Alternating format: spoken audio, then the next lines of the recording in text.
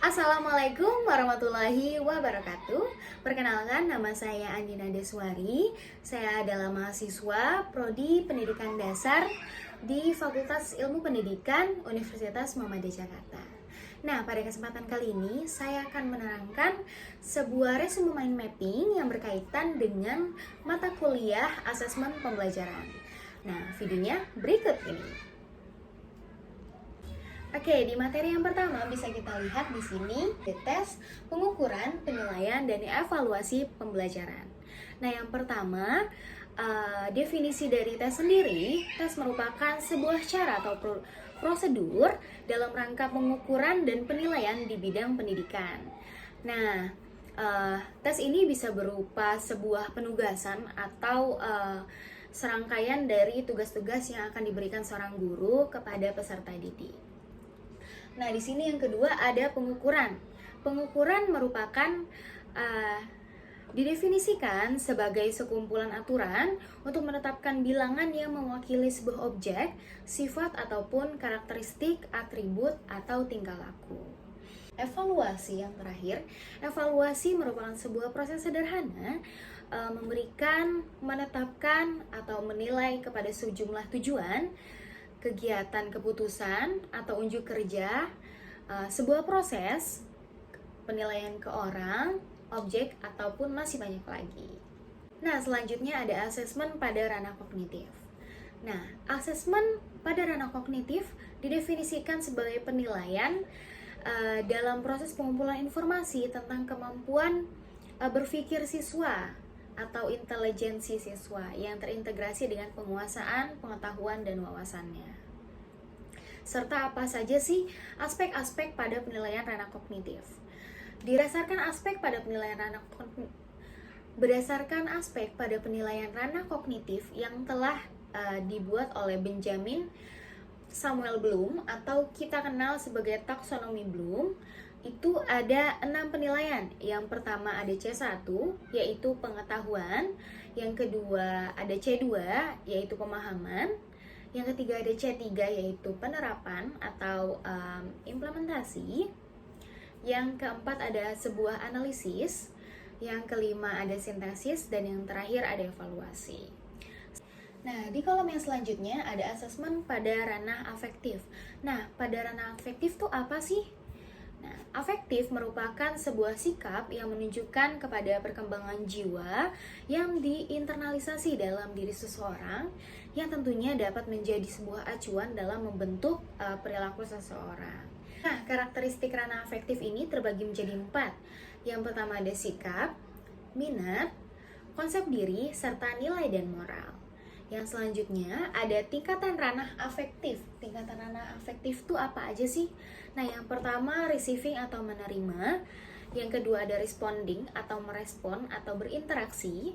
Yang ketiga ada valuing. Valuing itu bisa seperti menilai.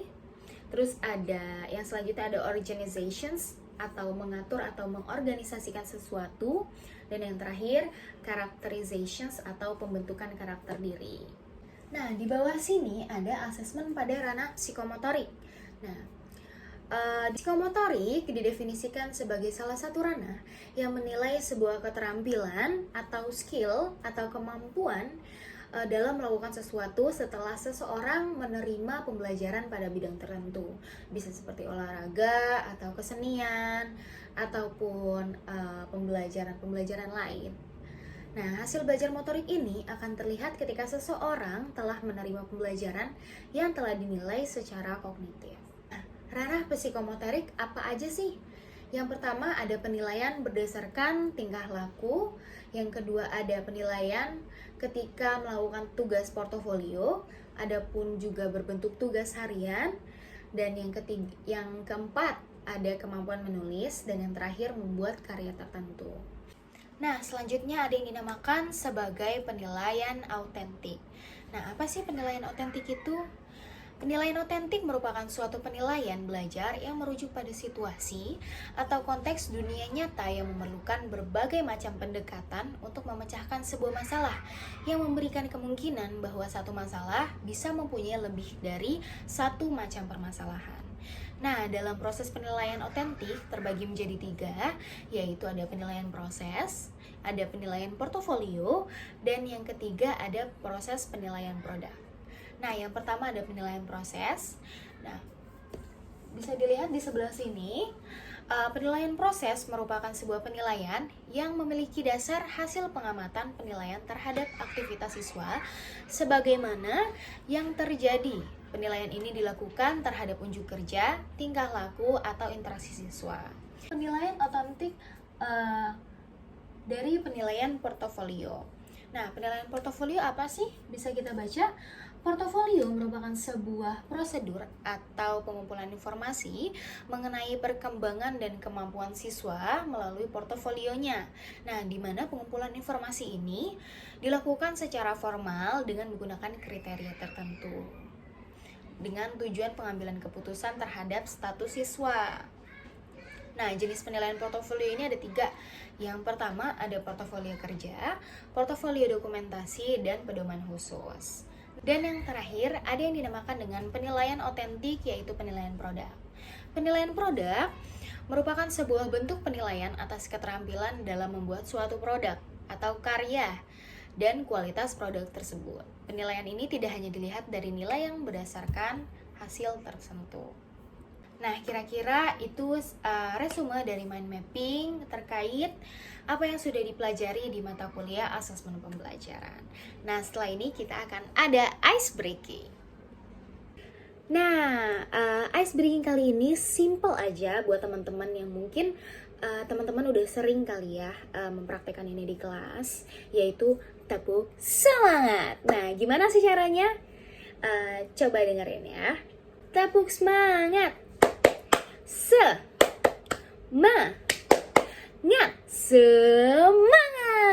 Coba kita ulang sekali lagi ya. Tepuk semangat. Semangat. Oke, udah semangat belum nih teman-teman?